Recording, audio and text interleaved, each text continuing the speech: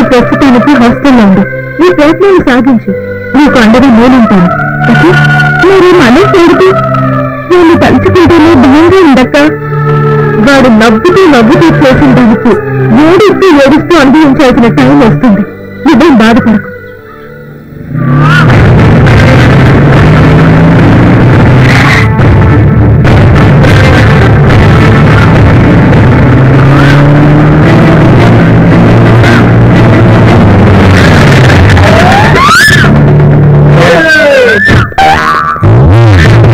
నువ్వు రోడ్డుకి అడ్డంగా కారు పెట్టావు.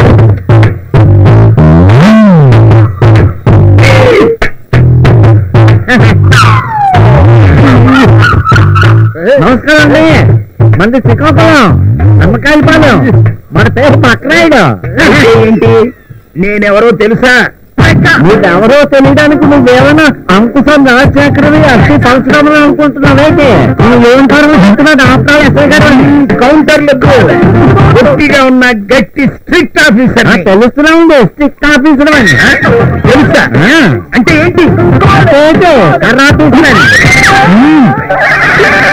ఏరా చివరికి నీకు కూడా లోపైపోయానా? సరే ప్రాబ్లం ఏంటో చెప్పు. నాకా మీకా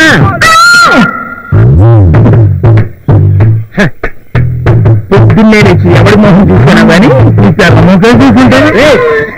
పొద్దున్నే తెల్ల ముఖం కదండి చూసేది. అన్ని మైంటల్ చేసుకుంటావు. నీలో నేను బొడుకోవడమే కానీ మా బాధ వింటాననేదా? చెప్పు. మా తమ్ముడికి సినిమాలకి ఇచ్చా. హైదరాబాద్ ఫిలిం నగర్ తిరుగుతున్నాడు. ఎంత వయసు ఉంటుంది అతనికి? నా వయసే. నేను ఫిలిం నగర్ ఎస్ఐని, పేరు ధర్మారెడ్డి. సంతోషం. మీ వాడిని పట్టి అప్పగించాలి అంతేగా? అవును. మ్యాటర్ డీటెయిల్డ్ గా చెప్పు, నేను సెటిల్ చేస్తా. నాకు మా తమ్ముడు కలిపి 100 ఎకరాలు ఉండు. మా నాయన మా నట్టుకొస్తేనే 100 ఎకరాలు ఇస్తాడట. లేకపోతే రాములవారి కోసం రాసేస్తాడట. అదో గోళ. అది సంగతి. ఆస్తి కోసం ఉన్నమాట, మీ తమ్ముడు మీద ప్రేమ కోసం కాదు. సరే మీ వాడు ఎక్కడున్నా నేను పట్టిస్తా. నా సామిరామ్ గారు దొరకలేగానే 2 ఎకరాలు మీకు రాసేస్తా.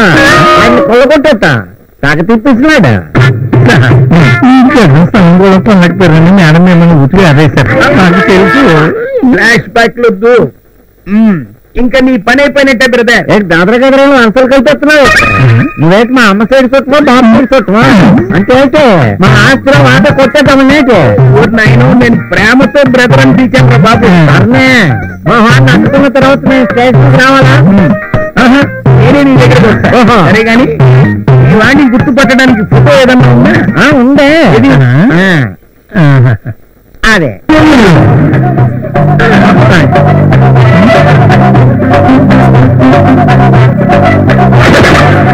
ఏ చాలా గాబరైపోతున్నాయితే. రేపిస్ట్ని టెర్రరిస్ట్ని చూస్తున్నావైతే. ఏరా తమాషాగా ఉందా? రాత్రి తాగింది దిగలేదా? నీ ఫోటో చూపించి నీ తమ్ముడు ఫోటో అంటావేంటి? అది నా తమ్ముడు ఫోటోవే. కాకపోతే నాకన్నా ఒక గంట నేటుగా పుట్టాడు. ఎప్పుడు కమలను కమల పిల్లల. అమ్మ పేరు కమల, ఆ పేరు బక్కరాయుడు, వాడి పేరు చిన్నరాయుడు. సరే బక్కరాయుడు, నీ తమ్ముడు ఎక్కడున్నా పట్టి నీకు అప్పగిస్తా. సరేనా? థ్యాంక్స్ లాభం లేదు. ఊరంతా తిరిగారు కదా. మళ్ళీ ఏదో చేసే. సరేనే ఇదిగో 10,000. ఇంత పెద్ద పనికి 10,000. గుంటను పట్టుకొని పెద్ద పని అయితే అందరికి తెలుసు. ఇదిగో నువ్వు 24 గంటలు ఇదే పని ఉండాలా? నేను ఆ పని మీద ఉంటా, నువ్వు ఆ పని మీద ఉంటు. మరి నా పని పెట్టలేదు. పని లేదు పాడు లేదు. 2 ఎకరాలు డాక్యుమెంట్స్ నా పేరు మీద రాయడానికి ప్రిపేర్ అయి ఉండేది. ఆ పని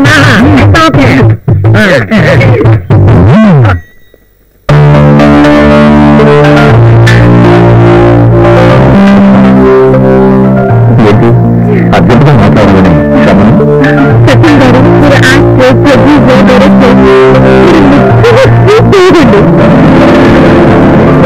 థ్యాంక్ యూ కానీ ఇందులో నా పెట్టండి.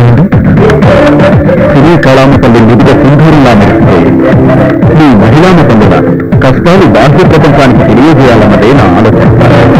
మీరు చాలా మంచి పని చేస్తున్నారు. ఈ ఇండస్ట్రీలో ఉన్న ప్రత్యేక ఫటాఫట్ జయలక్ష్మి, భార్గవి, సూక్ష్మత వీళ్ళ నెగిటివ్ కథని ప్రకృతికి అందిస్తున్నారంటే ఏదో బై బయట ప్రపంచంలో అమ్మాయికి అన్యాయం జరిగితే పోటెత్తిన సముద్రంలా ఉద్యమిస్తారు ప్రజలు. కానీ సినిమా ప్రపంచంలో అమ్మాయికి అన్యాయం జరిగితే సాధారణ విషయంలా భావిస్తారు. చాలా బాధగా ఉంది.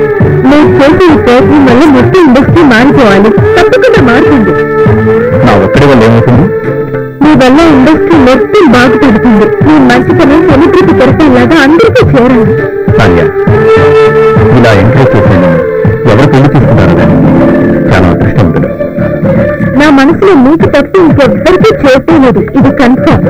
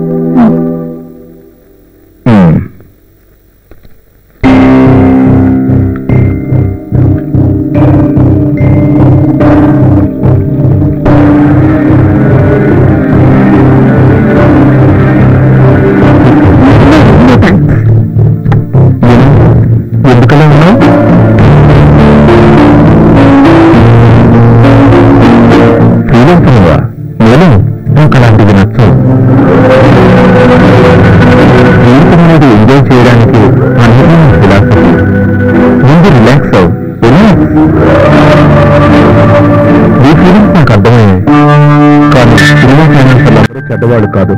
కానీ ఒక మాట, నాకు మనసుంది, మేము మనుషులమే. ఇలాంటి మంచి వాళ్ళను